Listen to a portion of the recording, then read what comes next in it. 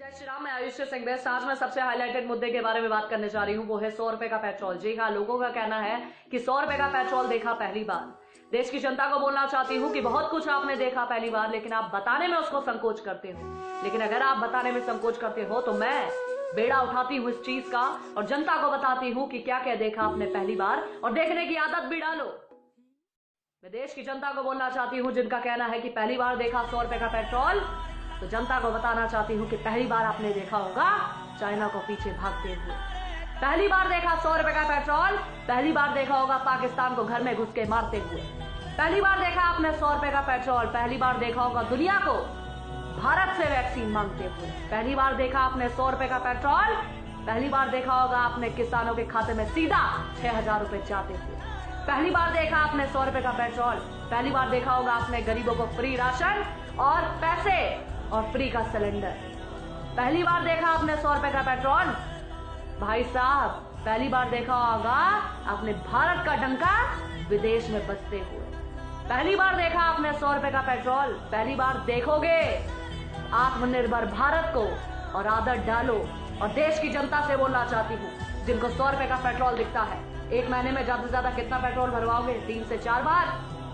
आपके अगर 10 से 20 रुपए भी, अगर महीने में 40 से 50 रुपए भी ज्यादा अगर नहीं खर्च करने का दम रखते हो, तो कैसे उम्मीद करते हो कि देश का जवान आपके लिए और देश के लिए सरहद में बैठकर गोली खाए और किसी का बेटा शहीद हो जाए? जब आपकी सोच इतनी है 50 रुपए को गार्ड मारने की, तो दूसरे के बच्चे की जिंदगी क्यों दांव पे लगवाते हो? 100 रुपए का पेट्रोल देखते हो। मैं देश की जनता से बोलना चाहती हूँ, अगर आप में तड़ नहीं है एक महीने में देश के लिए या देश की सुरक्षा के लिए 50 रुपए ज्यादा भरने के लिए, तो अपनी गाड़ियों में आग लगा दो। क्योंकि आपकी सोच पर यह है, कभी भारत की स्थिति डामाडोल होगी, आप तो कहोगे भाई मुझे 100 रुपए का पेट्रोल नहीं चाहिए, मुझे तो 40-50 में चाहिए। अगर इतना बनता है तो ठीक है, वरना देश को बेच दो, लेकिन मेरा पेट्रोल कम में होना चाहिए। आपकी सोच ऐसी है तो भाई साहब अपनी सोच अपने पास रखो। 100 रुपए का पेट्रोल मंजूर है, लेकिन देश को बिकता देखना मंजूर नहीं है, और देश का स्वाभिमान उठता देखना मंजूर है और देखेंगे। और 100 रुपए का पेट्रोल पहली बार नहीं, इससे पहले भी देखा। अगर उस समय भी आवाज उठा दी होती तो आज देश के हालात, अपने लिए कभी आवाज उठा दी होती तो आज आपका धर्म खतरे में ना होता और देश खतरे में। आपने कभी सोचा कि कोरोना काल में जब देश में महामारी चल रही है, देश का प्रधानमंत्री देश के लिए, देश के लोगों के लिए और सेना को मजबूत करने के लिए, देश को मजबूत करने के लिए राफेल ला रहा, लेकिन आपको तो 100 रुपए का पेट्रोल दिखता है। राफेल की कीमत किसी को नहीं दिखती। किसी ने नहीं बोला कि महामारी चल रही है, आर्थिक स्थिति डामाडोल है, लेकिन फिर भी राफेल आ रहा है। बोलना चाहती हूँ, अगर इतने सवाल आपने पहले पूछे होते तो आज देश की स्थिति क्या होती या आपके सामने होता। लेकिन आपको तो 100 रुपए का पेट्रोल दिखता है। वो हैदराबाद को वैसे कहता है कि बाबरी कभी मरी नहीं, हम तो बाबरी लेके रहेंगे।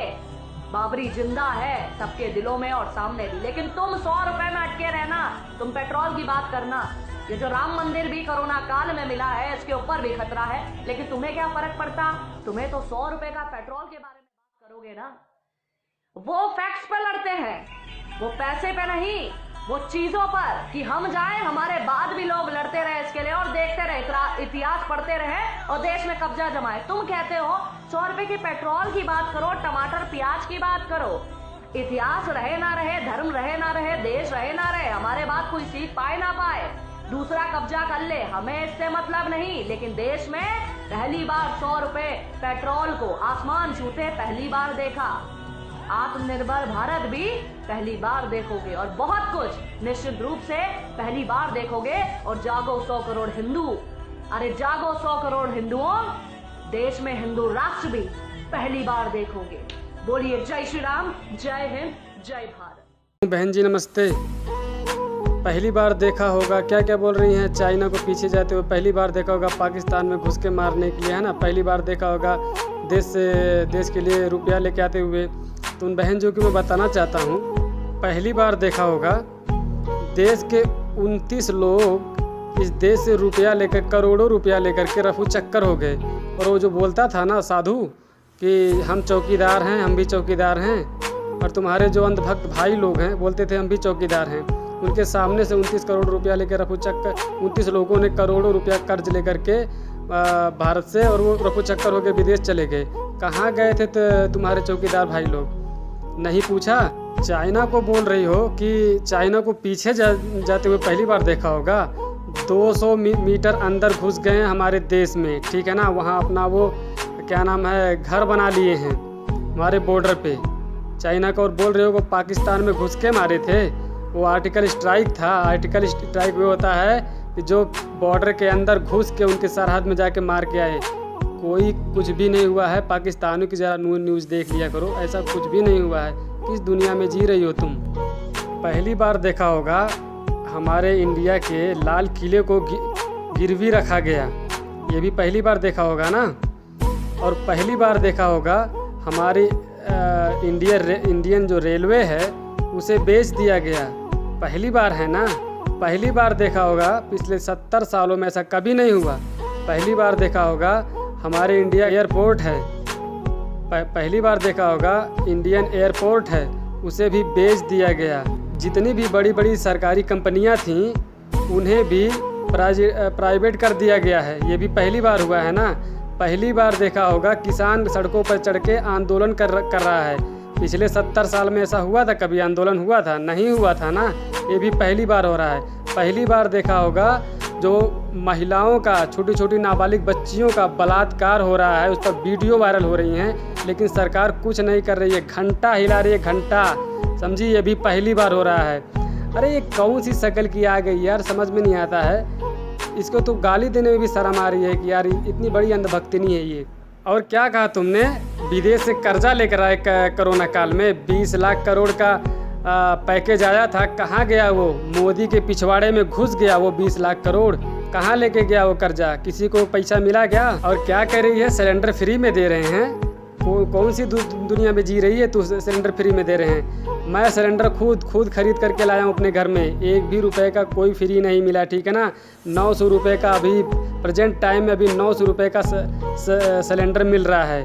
कौन सा फ्री दे रहे हैं सिलेंडर? हाँ, 15 लाख रुपए देने के लिए बोले थे सबके खाते में, और किस किसान को 6000 रुपया मिला? ज़रा दिखा तो, कोई प्रूफ है? कोई प्रूफ किसी किसान को 6000 रुपया मिला है? अरे काहे भड़का रही है यार दंगा को?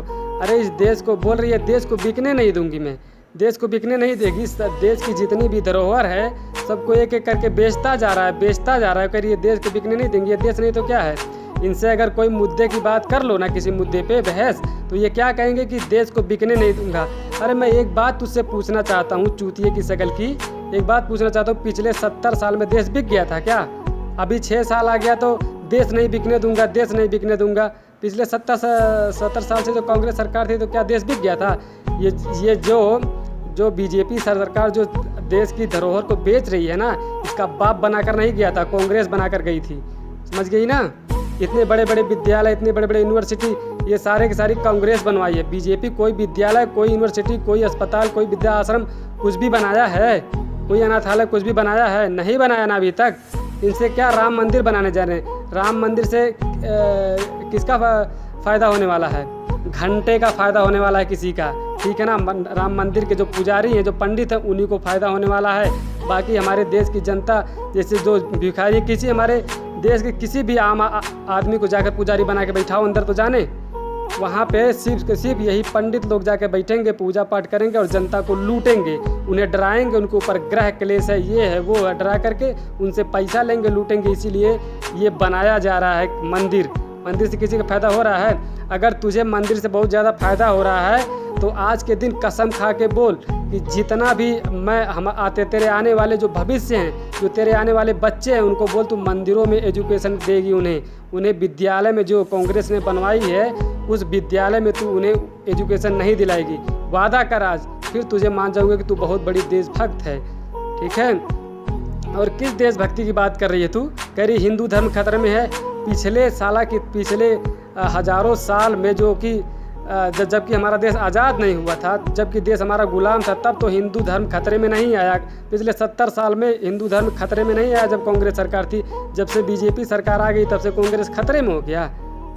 कसम से तू कहीं मिल मत जाना कि किसानों के पास दिखाई मत देना, कसम तुझे घिसरा के मारेंगे वो लोग, सही बता रहा हूँ। तू सिर्फ वीडियो बना के नेट पे डाल रही है, चल ठीक है कोई बात नहीं, कहीं दिखाई मत देना, नहीं तो तेरा बाल पकड़ के घसीटेंगी औरतें, समझ रही है ना। अभी पिछले साल में जाकर चेक करवा, जाकर टारगेट चेक कर, इतना ज़्यादा बलात्कार, इतना ज़्यादा हत्या हुआ है इसी बीजेपी सरकार में। जब तेरी बीजेपी सरकार के नेता साले खुद बलात्कारी हैं तो ये बलात्कार कहाँ से रोकेंगे। अभी 13 साल की बच्ची के साथ वहाँ क्या नाम हैदराबाद में किसी जंगल में ले जाकर दो लड़कों ने ज़बरदस्ती उसका रेप किया, उसको फिर छोड़ दिया। उसके साथ 13 लोग उसी दिन बलात्कार किए। कहाँ गई थी तेरी सरकार। हाँ, जश्न मना रही थी क्या है। बोल रही है कि विदेश में भारत के नाम का डंका बज रहा है। अबे तेरी क्यों गाली सुनना चाहती है। डंका बज रहा है, गालियाँ दे रहे हैं सब विदेश से। तूने देखा नहीं क्या कि अमेरिका से कितनी सारी वीडियो वायरल हो रही है। यहाँ सऊदी अरब से, दुबई से, हर एक कंट्री से मोदी को गालियाँ दे रहे हैं। समझ रही है ना। थूकते नहीं है मोदी की तरफ और तू बोल रही है कि डंका बज रहा है उनका। अरे कौन सी दुनिया में है तू। क्यों अंधविश्वास फैला रही है लोगों के बीच में। चल निकल, तुझसे बात ही नहीं करना है।